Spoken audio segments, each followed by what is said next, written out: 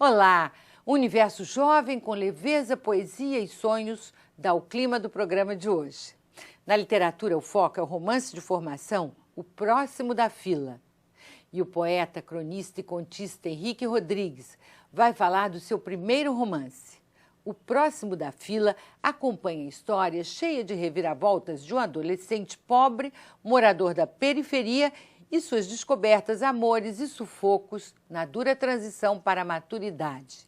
Cidade de Leitores começa agora. Henrique Rodrigues, quando você começou a escrever O Próximo da Fila, você já sabia que iria escrever um romance de formação? Eu acredito que sim. Eu estava pensando em voltar para a minha época de adolescência e certamente eu ia fazer um livro que tratasse das dificuldades de um jovem naquele período da década de 90 e que talvez dissesse algo para o jovem de hoje. Agora, esse jovem que é o narrador, que é o protagonista da história, que é um jovem pobre, morador de periferia, que tem que trabalhar para ajudar em casa, estuda, trabalha ao mesmo tempo, dorme na sala, num colchão, é um protagonista muito raro na literatura brasileira, não é mesmo? O que fez você apostar nele, saber que ia dar um bom protagonista do romance? É porque é um personagem raro na literatura, mas ao mesmo tempo muito presente na vida real, né? Na vida real do brasileiro. Essa condição do pobre na década de 90, principalmente, enfrentando dificuldade, é muito comum entre muita gente. Então, por que está tão pouco presente na literatura? Eu vou tentar retratar esse quadro, que ele é tão comum, corresponde a uma porcentagem muito grande da nossa população, do nosso jovem, então acho que ele merece um lugar na literatura contemporânea. E tudo isso está dentro de um romance de formação, né? Faz parte dessa narrativa que vai levar o protagonista da adolescência, né? Praticamente, que é quando a gente conhece ele, até a maturidade, quer dizer, o início da idade adulta, né? Quando ele se torna maduro. E aí tem sempre um evento que vai mostrar para o leitor, né? E para ele, que ele já está preparado, né, para uma outra etapa da vida dele. Isso eu acho que é a grande graça do romance de formação. Agora, há pontos na vida desse jovem que são comuns a pontos na sua própria vida, não é isso? Porque você trabalhou numa lanchonete, numa fast food, assim como o protagonista, que eu não digo nome porque ele não tem nome na história, ninguém tem nome. Ninguém tem nome. Né? Isso foi o primeiro. Já que a gente tocou nesse ponto, teve um motivo específico para você não dar nome aos bois? Teve. Eu queria falar justamente dessas pessoas que estão atrás do balcão, que não tem nome, as pessoas que atendem a gente, o exemplo, as pessoas que estão do lado de trás e que a gente muitas vezes não chama elas pelo nome. Então, se esse personagem e os outros personagens não tivessem nome, eles representam todos esses inominados, né? Então, talvez isso faça com que o leitor se identifique mais com o personagem. Então, ele trabalha numa fast food cheia de outros jovens trabalhando com ele, né? E uma cultura muito específica ali, de uma montagem, né? Do produto. E você trabalhou também com isso, você teve essa experiência passando por todas as fases do balcão, atrás do balcão, limpando o chão, fazendo 8, tem cenas assim ótimas, limpando o estacionamento. Sim. Como foi para lidar com isso? Quer dizer, a ficção, né? E a memória e a invenção. É um equilíbrio muito complicado de a gente trabalhar e buscar quando está lidando com a própria história. Porque, afinal, o leitor não faz diferença se eu limpei o estacionamento, se eu fiquei na chapa e tal. Mas, para mim, na construção, foi interessante revisitar essas sensações, essas imagens, esses cheiros, esses comportamentos, os diálogos, a ambientação do espaço, as cenas. E aí a ideia foi tentar buscar um equilíbrio entre a memória e o que fica como produto final do livro, que é o que vai para o leitor, que é o que importa de fato. E esses personagens, hein?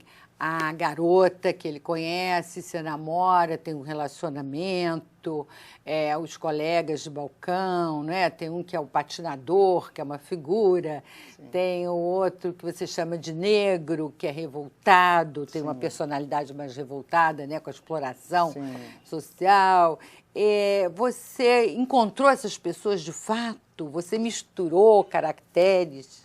Sim, foi um exercício muito bom visitar esses meus amigos, alguns são meus amigos até hoje. A gente trabalhou junto quando eu tinha 15 anos, eu agora tenho 39, então já tem muito tempo e foi legal revisitar.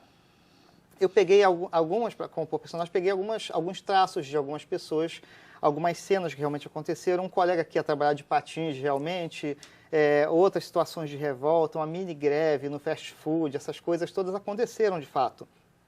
Então foi interessante juntar características de pessoas reais para construir personagens de ficção. E eles, meus amigos, hoje quando leem o livro, agora se reconhecem, olha, isso aqui aconteceu, fui eu. Eles ficam extremamente felizes, assim, é um processo bem interessante. E como é que esse garoto, você que trabalhou no fast food, se transformou em escritor? Eu gostava de fazer rap, eu gostava de fazer poesia, e quis estudar letras, e aí eu fiz faculdade, fiz vestibular para letras, fui o primeiro da minha família a entrar na faculdade, isso foi uma coisa bem legal. E aí eu tinha a convicção de que eu queria ser escritor. Claro que era muito difícil para um jovem pobre na década de 90, início da década de 90, falar eu quero ser escritor, é igual você falar que quer ser astronauta, né? As pessoas riem e tal, mas não, eu vou ser, e não vai ter nada que vai me impedir, vai me tirar desse caminho. Eu continuei estudando, fiz mestrado, doutorado, comecei a publicar e seguir. Grande parte do Próximo da Fila, da narrativa do Próximo da Fila, esse romance de formação que você escreveu, se passa dentro da lanchonete, do fast food, né? Sim. Com aqueles símbolos americanos todos, me parece que é o McDonald's, sim, é o que mais parece ali. É o McDonald's. Porque você descreve o uniforme e tal, e a gente vai, dos garotos, né, a gente vai reconhecendo. Então tem toda uma ideologia, né, da empresa ali. Mesmo assim, você consegue fazer um romance muito carioca. Sim. Ele tem uma pegada carioca, né? Tem um jeito. E conta também pra gente muito de como os jovens sentiram os anos 90. Eu quis justamente fazer um contraponto entre algo que é universal e que está muito situado no Rio de Janeiro. A gente trabalha com um fast food que é universal, que tem em todos os lugares aquele padrão internacional que é martelado, é quase industrial. O jovem que está em busca da sua individualidade, mas ao mesmo tempo precisa lutar contra a sua industrialização pessoal, não é? Ele tem que, como se fosse os tempos modernos do Chaplin, ele está ali naquela máquina e, ao mesmo tempo, com as suas questões pessoais tendo que ser resolvidas. Então, eu quis trazer isso para o universo do Rio de Janeiro, embora não situe Rio de Janeiro na história. Quer dizer que o jovem fica lutando para não ter a sua existência mecanizada também, sim, não é isso? Sim, justamente. Ele quer ser, o jovem explorar a sua individualidade, crescer para o mundo, e está no universo de trabalho que tenta normatizar ele, colocar ele com um uniforme, uma única forma, um quartel, como se fosse um quartel. Tem essa brincadeira no livro do fast food, como se fosse um quartel, assim. E, ao mesmo tempo, ele quer ser um jovem livre no mundo carioca, ele quer amar, ser amado, todas essas questões. Olha só, agora, o livro aqui, no final, a gente vê que você partiu de um poema, não é, para escrever esse romance. E um poema está aqui, Elegia da Passarela, sim, certo? Como foi isso? Como partir de um poema para chegar num romance? Esse poema foi uma encomenda da prefeitura para um projeto para falar sobre a cidade e as mudanças. Então eu descobri que o McDonald's onde eu trabalhei, ele foi demolido por uma questão de obra. E aí me deu uma dor assim, nossa história foi embora, meu primeiro emprego e tal. E eu fiz o poema sobre isso. E quando eu fui escrever o romance, eu falei, poxa, essa história rende. Então eu quis voltar para essa história, para essa narrativa. Aquela sensação poética da juventude permaneceu ao longo do livro todo. Vocês falam bastante de poesia, né? A protagonista gosta de ler poesia e o protagonista tem uma coisa que é uma gracinha, que é uma nota de 50 cruzados que ele guarda, que é uma nota que tem um poema de Drummond, né? Uma nota de 50 tem cruzados. Tem efígie de Drummond e o poema. Isso, um poema do Drummond.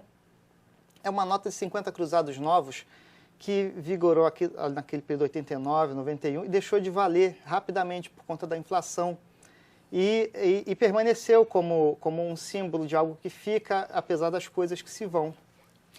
Henrique Rodrigues, você começou a publicar com esse livro, né? A Musa Diluída. Sim. Isso, esse é o seu primeiro livro, publicado de poemas. De poesia. Como é esse livro? É um livro de poemas em que quase todos falam um pouco sobre água. Eu quis fazer uma coisa temática. E foi uma felicidade muito grande publicar o primeiro livro para uma editora boa, editora Record. Foi uma meta que eu tinha assim, até os 30 anos. Eu quero ter meu primeiro livro publicado e consegui. Foi uma coisa bem legal. Olha só, você tem muitos livros infantis, não é isso? São todos aqui ou não? Todos aí. Olha, então, peraí, infantis são esses aqui? Isso. Ah, alho por alho, dente por dente, o que é isso? Isso tem gastronomia aqui, tem... Tem trocadilho. Eu gosto muito da coisa da brincadeira com as palavras, o trocadilho. E eu e um amigo, André Moura, nós fizemos um livro com poemas brincando com provérbios, fazendo trocadilhos em formato de poesia. As crianças adoram trocadilho, Mas adoram tudo poesia. De condimentos, até onde eu fui. Aqui não, já não é mais, tá certo. As crianças adoram, trocadilho? As crianças adoram trocadilho, poesia, essas coisas. Na verdade, adulto também gosta, né? Mas é que adulto não tenta ser mais sério. E Sofia e o Dente de Leite? É sobre uma menina, é uma história também contada em versos, uma menina que fica com o primeiro dente de leite mole.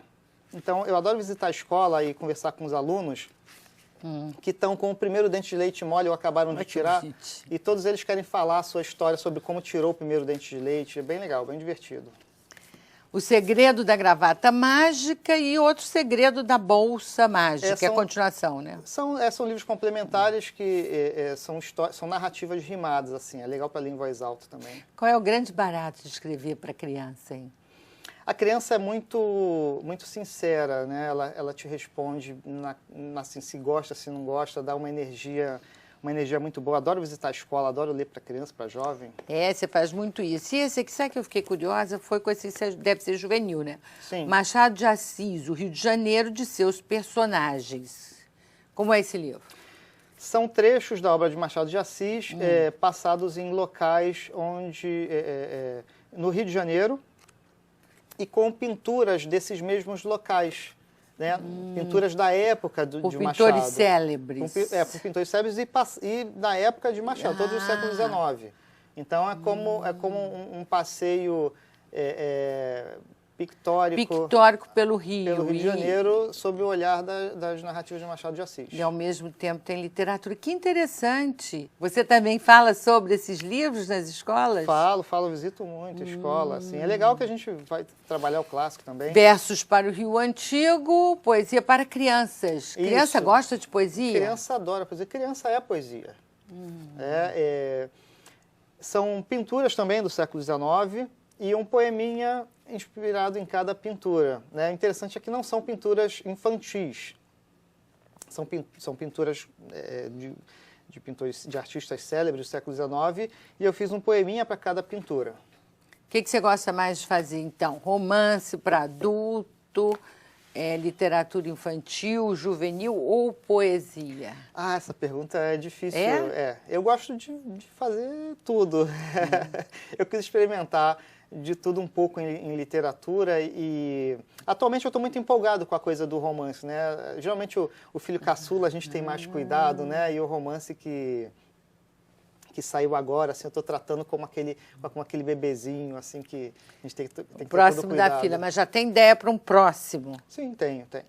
Tá bom. Henrique Rodrigues, muito obrigada pela entrevista. Eu que agradeço, Leila, obrigado, é um prazer estar aqui com você. Que bom.